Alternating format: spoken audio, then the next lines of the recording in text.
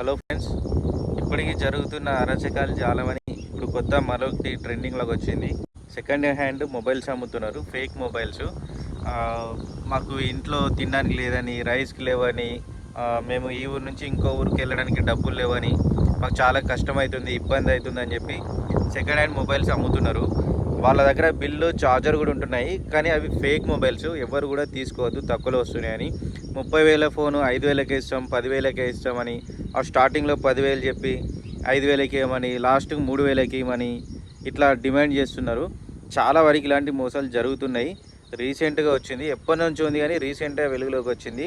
నేను చూడబట్టి అయితే ఒక 6-7 మొబైల్స్ నేనే దొరకబట్టాను. అలా మీకు మీ జాగ్రత్త కోసం చెప్తున్నాను.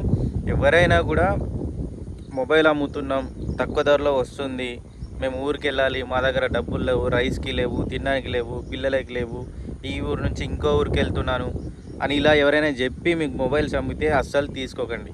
అన్నోన్ పర్సన్స్, స్ట్రేంజర్స్ దగ్గరనైతే అస్సలే మొబైల్ తీసుకోకండి. మీకు తెలిసిన వాళ్ళు లోకల్ పర్సన్స్ అయితే తీసుకోండి. ఎందుకంటే వాడు 30,000 ఫోన్ చెప్తున్నాడు, చూడడానికి మంచిగా షైనింగ్ ఉంటుంది, స్క్రాచ్లెస్, ఎక్కడ డ్యామేజ్ ఉండవు. కానీ లోపల ఉండే సాఫ్ట్వేర్, మదర్ బోర్డు అవన్నీ కూడా చైనా బోర్డ్స్, అవి మీకు ఏర్పడవు. తీసుకున్నంతసేపు మంచిగా నడుస్తుంది, కానీ తర్వాత మాత్రం మీకు చాలా ఇబ్బందులు పడతారు. ఎందుకంటే ఒక 1 డే 2 డేస్ మాత్రమే, వాడు ఇచ్చిన కాడ నుంచి ఒక 1-2 డేస్ మాత్రమే నడుస్తుంది. తర్వాత మాత్రం ఖచ్చితంగా లోపల ప్రాబ్లం వస్తుంది. సిగ్నల్ ప్రాబ్లం మెయిన్ వస్తుంది.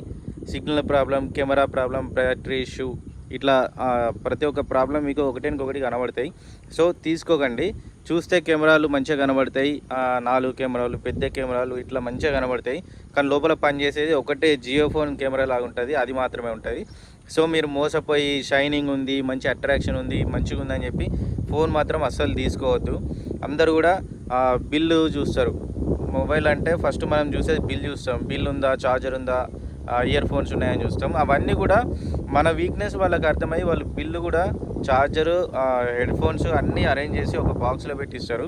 అది కూడా ఫేక్ బిల్లు, మన నియర్ బైలో అయితే ఉండదు. ఎగ్జాంపుల్ ఇప్పుడు హైదరాబాద్ పర్సన్ అయితే మహారాష్ట్ర బిల్ ఇస్తాడు, మహారాష్ట్ర అయితే హైదరాబాద్ బిల్ ఇస్తాడు. సో ఇట్లా ఫేక్ బిల్స్ క్రియేట్ చేసి వాళ్ళే సేల్ చేస్తున్నారు. ఎవరైనా స్ట్రేంజర్స్ మీకు ఫోన్ అమ్మినట్లయితే కంప్లీట్ అక్కడే ఉండి చెక్ చేసుకోండి. వాడి డీటెయిల్స్, వాడి ఆధార్ కార్డు కానీ ఇట్లా వాడి డీటెయిల్స్ తీసుకొని, వాడు జెన్యున్ పర్సన్ అయితేనే మొబైల్ తీసుకోండి మీరు. అంతే తప్ప స్ట్రేంజర్స్ దగ్గర మాత్రం ఫోన్ అస్సలు కొనద్దు. ఎక్కువ ఈ ఎవరంటే ఈ బీహార్ వాళ్ళు, ఎంపీ వాళ్ళు, మహారాష్ట్ర వాళ్ళు, వీళ్ళు సేల్ చేస్తున్నారు ఎక్కువ మొబైల్స్. సో ఇక్కడికి వచ్చి, మన తెలంగాణకి వచ్చి ఇక్కడ జనాలకు అమ్ముతున్నారు. అందరూ కూడా 30,000 ఫోన్ అంటే 5,000కి వస్తుంది, మంచిగా ఉంది, నీట్గా ఉంది, స్క్రాచ్లెస్, మంచిగా డిస్ప్లే మంచిగా ఉంది అని చెప్పి తీసుకుంటున్నారు. రీసెంట్గా ఒక పర్సన్ ఐఫోన్ కొన్నారు, 25,000 ఐఫోన్ 14 తీసుకున్నారు, 25,000 అంట. కంప్లీట్ ఓఎస్ అంతా వేరే. మా ఫ్రెండ్ షాప్కి వచ్చింది రిపేర్కి, ఓపెన్ చేసి చూస్తే ఓఎస్ అంతా వేరే ఉంది, ఆపరేటింగ్ అంతా వేరే ఉంది. సో అతడు మోసపోయాడు. ఇక అమ్మిన పర్సన్ అయితే దగ్గరలో లేడు.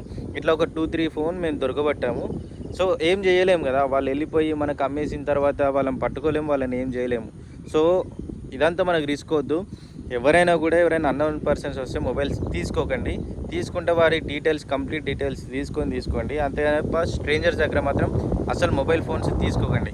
చాలా వరకు ఇప్పుడు జరుగుతున్నాయి. మీరు కొంచెం జనాల్లో ఇది కూడా ఒక అవేర్నెస్ ఉండాలి.